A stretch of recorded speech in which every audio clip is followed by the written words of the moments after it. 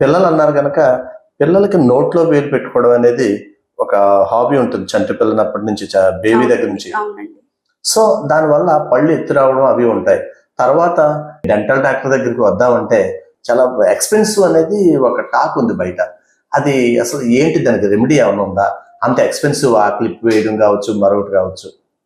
Dental treatment it self it's not expensive అండి.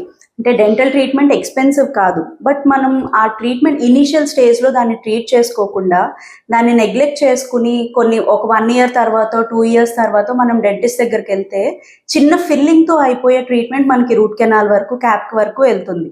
So dental treatment is not expensive, but negligencies అండి. ఖచ్చితంగా మనం neglect చేయడం వల్ల ప్రాబ్లం అనేది పెద్దదవుతుంది, ట్రీట్మెంట్ కూడా పెద్దదవుతుంది.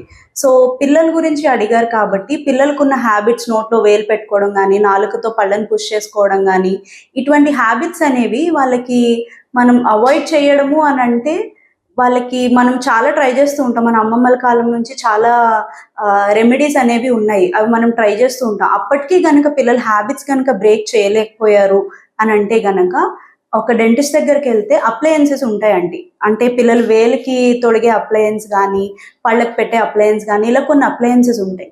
సో అది పెట్టడం వల్ల హ్యాబిట్ అనేది బ్రేక్ చేయగలుగుతారు. ఎప్పుడైతే మీరు ఆ టీత్ ముందుకి పుష్ అవుతున్నప్పుడే మీరు దాన్ని ఆపుతున్నారో, సో ఫర్దర్గా మనం ఎటువంటి ట్రీట్మెంట్ చేసుకోవాల్సిన అవసరం ఉండదండి. సో మనం కాజ్ని ట్రీట్ చేస్తున్నాం కాబట్టి ఆ టీత్ అనేవి ముందుకు పుష్ అవ్వకుండా ఉంటాయి. సో మీరు అక్కడే దాన్ని ఆపగలుగుతారు.